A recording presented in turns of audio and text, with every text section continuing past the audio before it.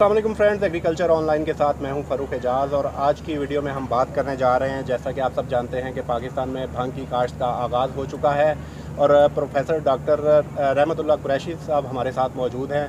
और ये वो पहले साइंटिस्ट हैं जो कि भांग पर काम कर रहे हैं और जिन्होंने भांग के प्रोजेक्ट का पाकिस्तान में आगाज़ किया है और हुकूमत पाकिस्तान के साथ मिलकर इस प्रोजेक्ट को चला रहे हैं। तो इनके साथ आज की वीडियो में हम उन तमाम जो गलत तासुरात पाए जाते हैं उनको भी दूर करने की कोशिश करेंगे और जो हक़ाइक़ हैं भांग के हवाले से, कितना पोटेंशियल है, फार्मर्स कितनी अर्निंग कर सकते हैं, उनके लिए क्या पोटेंशियल मौजूद है, इसके अलावा मेडिसिन में क्या इस्तेमाल हो रहा है भांग का, तो वो तमाम डिटेल्स आज हम डॉक्टर साहब से जानेंगे। डॉक्टर साहब, बहुत शुक्रिया आपके वक्त का। सबसे पहले तो डॉक्टर साहब ये बताइएगा कि जो एक गलत तासुर पाया जाता है भांग के हवाले से हमारे किसानों में भी और आम जो हमारे लोग हैं पाकिस्तानी, उनमें भी ये तासुर पाया जाता है कि भांग सिर्फ नशे के लिए इस्तेमाल होती है। बहुत से लोग कमेंट करते हैं कि जी हमारे तो घरों के आसपास भांग उगी हुई है। तो सबसे पहले थोड़ा सा ये क्लैरिफाई कीजिएगा कि इस भांग में और उस भांग में जो उनके घरों के लोगों के घरों के बाहर और आम जो हमारे शहरों में उगी हुई है, उसमें क्या डिफरेंस है? एक्चुअली अगर हम साइंटिफिक पॉइंट ऑफ व्यू से देखें, साइंस में तो एक ही प्लांट का नाम है जिसको हम कैनाबिस सटाइवा कहते हैं, ठीक है। और ये सेंट्रल एशियन प्लांट है।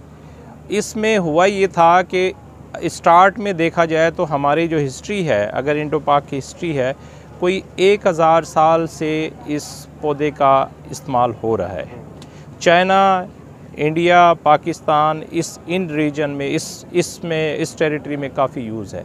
आपने देखा होगा कि चाइना ने कभी भी इस पे कोई कह लें कि जी पाबंदी उस तरह से नहीं लगाई जिस तरीके से हमारे यहाँ लगती रही है और सोचा जा रहा था। तो है ये कि ये जो पौधा है, इसको तो मैं ये कहूँगा कि ये इनोसेंट पौधा है। इसको बेजा जो है वो इस्तेमाल किया गया। ज़ाहिर है जब आप एक गलत तरीके से यूज़ करेंगे तो उसके कुछ ना कुछ अयूब आपके सामने आ जाएंगे। यानी कि गलत इस्तेमाल हमने किया, बदनाम ये हो गया। अब दुनिया देखें, दुनिया में ये एक बड़ी इंडस्ट्री है। जहाँ से ये स्टार्ट हुआ, आप कह लें कि कनाडा से बेसिकली ज़्यादा इसका स्टार्ट हुआ, फिर ये डेवलप वर्ल्ड में चला गया। होता ये है कि इसमें एक कंपाउंड मौजूद है, इसको बायोकेमिकल कंपाउंड कहते हैं, जिसको हम कैनाबिडियोल कहते हैं। कैनाबिडियोल जो उर्फ़ आम में CBD मशहूर है। अब दुनिया में देखा जाए तो सबसे ज़्यादा जो इसका टॉप यूज़ है, मेडिसिनल यूज़ है, वो CBD ऑयल है। CBD ऑयल को दूसरे लफ्ज़ों में इसलिए भी कहा जाता है इम्पॉर्टेंट कि कैंसर, आपको पता है कि कितना एक प्रॉब्लमेटिक हमारा जो है वो डिज़ीज़ है। एक ऐसी डिज़ीज़ है जिसका आम तौर पे तासुर यही पाया जाता है कि इसका इलाज नहीं है। कीमोथेरेपी जो है वो अल्टीमेटली करते हैं, लेकिन फिर एंड में यही होता है कि डेथ वाक़या होती है। तो इसको ये जब एक्सपेरिमेंट किया गया तो पाया गया कि सबसे ज़्यादा इफ़ेक्टिव मेडिसिन यही है। ठीक है। फिर फिर इसके अलावा इन लोगों में जो अर्थराइटिस होते हैं, और ये भी एक अच्छी खासी पॉपुलेशन है वर्ल्ड की जो कि इससे मुतासिर होती है। अर्थराइटिस के लिए ख़ास तौर पे जब कैंसर के अमराज होते हैं तो उनमें फिर बॉडी पेन या जॉइंट्स पेन होते हैं। उसको दूर करने के लिए शुरू में जो डॉक्टर यूज़ करते थे वो ओपियम अल्कलाइड्स यूज़ करते थे, जो कि कह लें कि जी अफ्यून के पौधे से जो है ओपियम अल्कलाइड यूज़ होते थे। लेकिन उसको देखा गया कि वो नारकोटिक इफ़ेक्ट है इसका, यानी वो हैबिट फार्मेशन है। ये वो आदी बना देता है कि अगर आपने उसको इस्तेमाल नहीं किया तो डेफिनेटली फिर आपको उसका कोई हल नहीं है। इसको जब इससे रिप्लेस किया गया, पता चला कि ये हैबिट फार्मेशन इसमें नहीं है और उस तरीके से नशावर, क्योंकि CBD जो है वो नशावर बिल्कुल नहीं है। इसमें एक और कंपाउंड होता है जिसको हम THC कहते हैं, जो आमतौर पे जो भंग लगी जाती है उसमें THC कंपाउंड ज़्यादा होता है। इसको टेट्राहाइड्रोकैनाबिनोल कहते हैं टेक्निकली। ठीक है। तो वो टेट्राहाइड्रोकैनाबिनोल वो नशावर है, वो इंटॉक्सिकेंट है।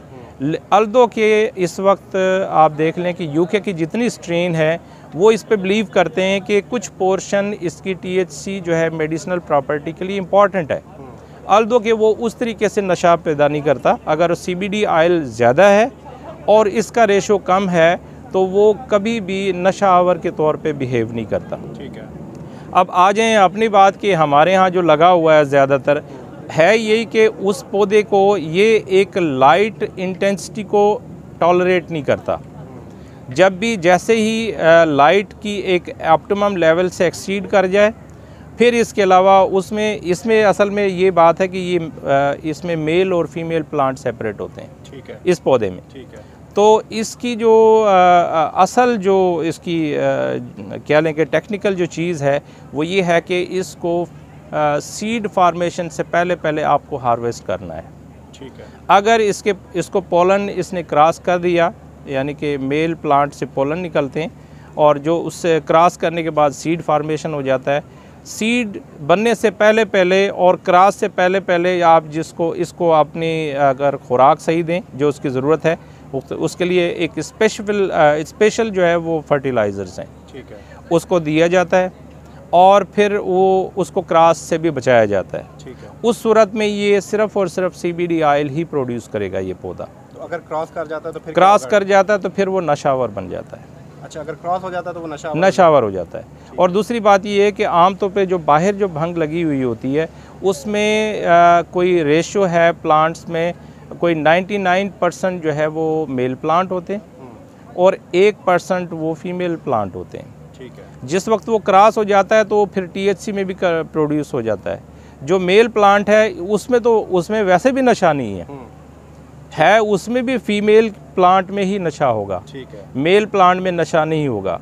तो जो भंग वाले ख़ास तौर पे जो घोट के पीने वाले लोग हैं वो स्पेशली वो भी इस चीज़ में माहिर होते हैं कि वो भी सिर्फ फीमेल प्लांट कोई उसकी सिलेक्शन करते हैं और रगड़ के उसको पी लेते हैं। ठीक है। ठीक है। तो अब वो उस सूरत में ये था। और दूसरी बात ये चूँकि स्ट्रेन डेवलप की गई हैं, ठीक है, इनके साथ ज़ाहिर है एक रेंज ऑफ एक्सपेरिमेंटेशन होते हैं। मॉलिकुलर लेवल पे भी इनकी स्टडी करके इनको क्रॉस करवाया जाता है। अच्छा डॉक्टर साहब, यहाँ पर मैं ये पूछना चाहूँगा कि जब आप सीड लगाते हैं तो मेल और फीमेल प्लांट दोनों ही यानी कि ग्रो करते हैं। हाँ। तो उसके बाद फिर आगे फर्दर क्या प्रोसीजर होता है कि आप मेल फीमेल प्लांट को किस तरह से अलग करते हैं और पोलिनेशन को किस तरह से उसका एक तो सिंपल ये है कि हमारे पास DNA टेक्निक है। जैसे ही ये प्लांट इमर्ज हुआ, ग्रो किया, हमने उसके लीव्स से डिटेक्ट कर लिया कि ये मेल है, हम उसको इनिशियली डिस्कार्ड कर देते हैं। ठीक है। तो ये बड़ा एक क्विक मेथड है कि बजाय कि आप वेट करते रहें, हम पहले नर्सरी डेवलप करते हैं, स्मॉल नर्सरी। सीड लगाने के बाद उस नर्सरी को जैसे ही लीव्स निकले उसके बाद हमने DNA किट यूज़ की और उसके साथ हमने टेस्ट कर लिया कि ये मेल है फीमेल है, वो हम उसको सेपरेट कर लेते हैं, फिर इसी को रखते हैं। तो डॉक्टर साहब, इसमें कॉस्ट बढ़ नहीं जाएगी कि अगर जो है जिस तरह से आप मेल प्लांट्स जो हैं वो किसी काम नहीं आएंगे और सिर्फ फीमेल प्लांट से ऑयल आप एक्सट्रैक्ट करेंगे, तो मेल प्लांट्स का भी एक तो ये बता दीजिएगा कि हाँ, मैं एक चीज़ आपको बताना भूल गया कि बाहर वाली जो वाइल्ड है उसमें तो ये 99 और 1 का रेशो है। ठीक है। ये जो डेवलप स्ट्रेन है अब तो ये भी आ गई हैं कि फेमिनाइज सीड आ गए हैं, आप लगाएंगे तो सिर्फ फीमेल प्लांट ही निकलेगा। ठीक है। तो वो इसलिए इस लिहाज से तो हमारे लिए वो सिलेक्टिव है। ठीक है। इसी वजह से ये। और दूसरी बात ये कि अगर आप उसको रखते भी हैं, करते भी हैं, इनिशियल स्टेज पे जब आप सीड लगाएंगे, हमारा जो इस प्रोजेक्ट का जो प्लान है, जो कि हम PCSIR और एरिड का एक जॉइंट वेंचर है और मिनिस्ट्री ऑफ साइंस टेक्नोलॉजी का ये इनिशिएटिव है और प्राइम मिनिस्टर साहब का ख़ास तौर पे फोकस है कि हम एक्सपोर्ट क्वालिटी प्रोड्यूस जो है वो दें। तो ये एक बहुत ही ज़बरदस्त एक आइडिया है। अच्छा, अभी तक तो मैंने आपको CBD ऑयल की बात की है। CBD ऑयल के अलावा हमारे पास एक इंडस्ट्रियल हेम्प भी है, तो उसमें सीड हासिल होता है और फाइबर हासिल होता है, लेकिन इस प्लांट की और उसमें फ़र्क है। उसकी हाइट बढ़ जाती है, इसमें ब्रांचेस निकलती हैं, जैसे आपने देखा होगा, ये आप कितना बुशी लग रहा है। जी जी। तो वो जो प्लांट है उसमें हम कोई ख्याल नहीं करते कि इसमें मेल है फीमेल है, क्योंकि उसका पर्पज़ सिर्फ़ और सिर्फ हमने हासिल करना है फाइबर। और जो सीड फार्मेशन होगी, सीड से भी आप ऑयल हासिल करते हैं उसको। डॉक्टर साहब, इसका जो है वो सीड किस तरह से जनरेट होगा? जब आप इसको पॉलिनेशन के अमल को रोक देंगे तो इसका सीड किस तरह से जनरेट करेंगे? ये हमारे लिए एक लॉन्ग टर्म प्लानिंग है। इसमें हम नर्सरी डेवलप करते रहते हैं पीछे से बैकअप में, और ये चलता रहता है। इसके अलावा हमारा जो प्लान है, हम अपना सीड प्रोड्यूस करेंगे। ठीक है। तो वो भी एक प्रोसेस है। अच्छा, इनिशियली सर इसके सीड की कितनी कीमत है और कहाँ से आपने मंगवाए, कितनी स्ट्रेन्स पे इस वक्त आप काम कर रहे हैं? इस वक्त हमारी जो स्ट्रेन्स हैं ये ईरानियन और टर्किश स्ट्रेन्स हैं जो कि काफ़ी चीप हैं इस हवाले से। लेकिन अगर आपने यूके से लेना है, अमेरिका से लेना है तो $18 का भी एक सीड मौजूद है। ठीक है। तो हमारा नेक्स्ट टारगेट ये है कि हम टिश्यू कल्चर से अपनी पॉपुलेशन बढ़ाएंगे। ठीक है। अच्छा सर, फार्मर्स काफ़ी ज़्यादा इंटरेस्ट ले रहे हैं इसमें, तो फार्मर्स की आगाही के लिए ये बताइएगा कि फार्मर्स अक्सर पूछते हैं कि भाई एक तो आगे चल के हम आपसे ये भी पूछेंगे कि वो कब तक काश्त कर सकेंगे, क्योंकि वो ज़ाहिर बात है कि पॉलिसी अभी फॉर्मुलेट हो रही है। तो उससे पहले मैं ये आपसे पूछना चाहूँगा कि किसान ये पूछते हैं कि एक तो ये पर एकड़ जो आपने अभी को एस्टीमेट लगाया कि कितने जो हैं वो इसके सीड लगेंगे या प्लांट्स लगेंगे पर एकड़, क्योंकि अभी आप तो थ्रू जो है वो डिफरेंट प्रोसेस के तहत इनको ग्रो कर रहे हैं, तो उस हवाले से थोड़ा सा बताइएगा। असल में हम ये काम जो कर रहे हैं ये हाइड्रोपोनिक इंस्टीट्यूट है हमारा, वहाँ पर इसको लगाया जा रहा है और उसमें इनपुट सारा सिस्टम ऑटोमेटेड है। उसमें टेम्परेचर का भी ख्याल किया जाता है, उसमें आपका लाइट इंटेंसिटी का ख्याल किया जाता है। सबसे ज़्यादा ये 2 क्रिटिकल फैक्टर हैं। इसके अलावा इसको मॉइस्चर कितना चाहिए, न्यूट्रिएंट कौन से चाहिए, किस स्टेज में चाहिए, वो सारा ही हम कर रहे हैं। ठीक है। तो ये पायलट है हमारा, ये इनाग्रल में हमने 1 एकड़ पे स्टार्ट किया था, इसके बाद हम 5 एकड़ पे जाएंगे। ठीक है। और इस वजह से कि हर एक चीज़ के लिए आपको पता है बगैर, और 1 एकड़ में एटलीस्ट ये हमारे पास 2000 प्लांट है, क्योंकि हमने एक स्पेस, प्रॉपर स्पेस देनी पड़ती है।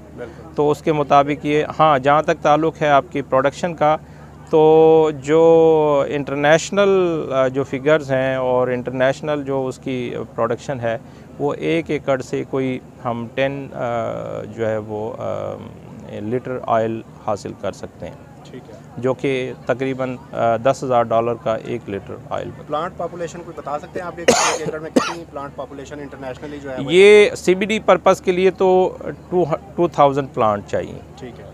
लेकिन ज़ाहिर है जब हम क्रॉप लगाएंगे इंडस्ट्रियल के लिए तो उसमें तो हमें 20 से 22 kg जो है ना सीड दरकार होगा।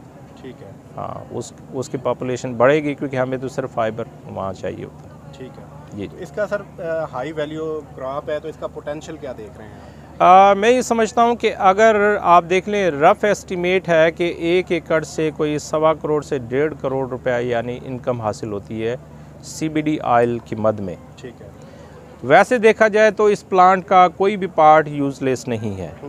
आप अगर इसके फ्लावर्स को सेपरेट कर लें और लीव्स को सेपरेट कर लें, लीव से एथेनॉल प्रोडक्शन भी हो जाएगी हमारी। और इसके अलावा स्टेम, अल्दो इसके हवाले से तो इसकी स्टेम इतनी, लेकिन इससे हेम्पक्रीट भी बनता है जिससे कि बिल्डिंग ब्लॉक्स आप देख रहे हैं जितने, अगर आज के दौर में जिसको स्मोक का कितना बड़ा इशू हुआ आपके सामने है, ये तो ग्रीन आपका सारा इन्वायरमेंट को ग्रीन करने वाला है कि आपकी। दूसरी बात है कि जितने आप टिम्बर, जितने भी आप लॉग जो है वो कट करते हैं, ट्रीज़ कट करते हैं, पहले तो उसको बनने में कितना टाइम चाहिए, ये तो आप 3-3.5 माह में एक क्रॉप हासिल करते हैं। और 1 एकड़ के मुकाबले में अगर आप ट्री वो देखें, ट्री का जो उससे जो फाइबर आपका हासिल होगा या लॉग जो हासिल होगा उससे फर्नीचर बनेगा। इससे तो फर्नीचर से लेकर इसको pulp industry, paper industry, cottage industry में इसका यूज़ है। इससे स्पेयर पार्ट बन रहे हैं आपके गाड़ियों के, चाहे वो प्लेन क्यों ना हो, वो बना जा रहा है। तो ये तो एक बिग इंडस्ट्री है, ये तो एक ग्रीन रिवोल्यूशन है कंट्री में। अच्छा डॉक्टर साहब, इस वक्त आप बताइएगा क्योंकि फर्स्ट टाइम ये प्रोजेक्ट स्टार्ट हुआ है, इस वक्त आप किस स्टेज पर पहुंचे हैं इसमें? हम लोग इस वक्त तक जो पहला जो हमने ट्रायल लगाया है तो अब तक अल्हम्दुलिल्लाह हम बड़े सक्सेसफुल रहे हैं। इस वक्त तक इसकी जो, क्योंकि हमारे पास ये लोकल स्ट्रेन है, इसकी सिर्फ टेस्टिंग बाकी है कि जो इसकी फ़ीचर्स इस वक्त तक अवेलेबल हैं वो हमें CBD ऑयल के पर्पज़ के लिए हैं। ये लोकली ग्रोन कह लें कि कुछ कल्टीवर्स थे जो कि ईरानियन, टर्किश और वो हैं, तो वो उनको देखते हुए हमने इस पे अपना काम किया, क्योंकि हमने कहीं से स्टार्ट लेना था। सीड जो बाहर से है वो भी आएगा, इसके साथ फिर हम अपने इनको क्रॉस करवाएंगे। लेकिन इसको टेस्ट करने के बाद हम आपको बता सकते हैं कि जी इसमें CBD ऑयल की प्रोपोर्शन कितना है। लेकिन हम इस वक्त तक जो है वो एक फ़र्स्ट क्रॉप को हार्वेस्ट करने के काबिल हो गए हैं। यानी कि इस वक्त ये हार्वेस्टिंग की फेज में पहुंच चुका है? ये फुली एक मैच्योर प्लांट है, अभी इस वक्त ये हार्वेस्टिंग के लिए रेडी है। ठीक है, तो इसका सर नेक्स्ट फेज़ में आप फिर CBD ऑयल निकालेंगे? हाँ, बस वो क्योंकि हमारे पास अब ऑक्शंस हो गई हैं, टेंडर्स हो गए हैं इक्विपमेंट के, और हमारे पास CO2 एक्सट्रैक्टर चाहिए होता है जो रैपिड आपकी ऑयल प्रोड्यूस करेगा, तो उसके ज़रिए से बस वो एक फ़ेज़ है। और इसके बाद हम टेस्टिंग करेंगे थ्रू हमारा एक प्रोसीजर है, बायोकेमिकल प्रोसीजर है, उससे हम गुजारेंगे इसको, और उसके मुताबिक ही फिर हम आगे लेके जाएंगे चीज़ें। ठीक है। अच्छा डॉक्टर साहब, आखिर में ये थोड़ा सा बता दीजिएगा कि फार्मर्स के लिए कि पॉलिसी में भी ज़ाहिर बात है कि आप भी इन्वॉल्व होंगे। पॉलिसी फॉर्मुलेशन हो रही है कि जिसमें किसानों को अलाउ किया जाएगा, तो उसमें क्या जो फीचर्स है वो आप सजेस्ट कर रहे हैं गवर्नमेंट को कि किसानों के लिए क्या मैकेनिज़्म रखा जाए काश्त के हवाले? देखें जी, अल्टीमेटली जो गवर्नमेंट का ये इनिशिएटिव है ये डोर स्टेप तक जाना है। जब तक ये डोर स्टेप तक नहीं जाएगा तो कोई भी चीज़ की सक्सेस नहीं होती। लेकिन ज़ाहिर है ये इस किस्म के प्रोजेक्ट हम पूरी की पूरी एक उनको सारी इंफॉर्मेशन, उनकी ट्रेनिंग्स इसका पार्ट है। हम पहले फर्स्ट स्टेप में यही होगा कि ये पॉलिसी अभी इंशाल्लाह होपफुली जो हमारे मिनिस्टर साहब हैं उन्होंने 3 से 6 माह में कमिट किया है, और होपफुली कल भी बात हो रही थी फोरम पे कि शायद 1 माह तक हो जाए, तो हम उसके we are following on that line. तो वो उसके बाद पॉलिसी बनने के बाद हम कोशिश करेंगे कि जितना भी हो सके, क्योंकि देखें असल बात ये है कि किसी चीज़ को बदनाम करना बहुत आसान है और उसके बदनामी का दाग धोना बड़ा मुश्किल काम है। जो हम बार बार ये नैरेटिव दे रहे हैं कि जी ये प्लांट जो है ये इनोसेंट प्लांट है, इसको उस एंगल से ट्रीट किया जाए, देखा जाए, हम अपने नीड को पूरा कर सकें।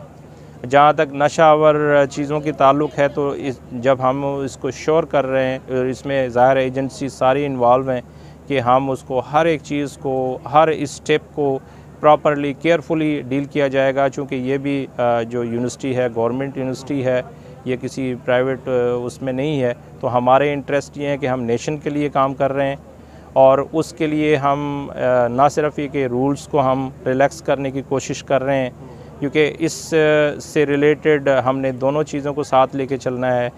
आम तौर पे फ़िलहाल तो हम हाइड्रोपोनिक पे कर रहे हैं, लेकिन हम सॉइल में भी इसकी टेस्टिंग करेंगे और उनको भी इंश्योर करेंगे कि सारी क्वालिटी पैरामीटर्स जो है वो मीट आउट हों। इसके 50,000 प्रोडक्ट्स बन रहे हैं, तो इस सूरत में देखा जाए तो ये मल्टीपर्पज़ एक बिज़नेस है। तो एक क्रॉप से जो आम फार्मर तक पहुंचेगा, आपकी जो कॉटन है उससे दुगना आप जो है कमा सकते हैं। सीड के अलावा सीड भी आपका हासिल होगा। सीड जो है आपके फीड और ऑयल, आप उसको हम कितना बाहर से ऑयल इंपोर्ट करते हैं, आप इसको कंज्यूम करें। इसमें वैल्यू एडेड प्रोडक्ट्स बनाने की बड़ा ही रूम मौजूद है।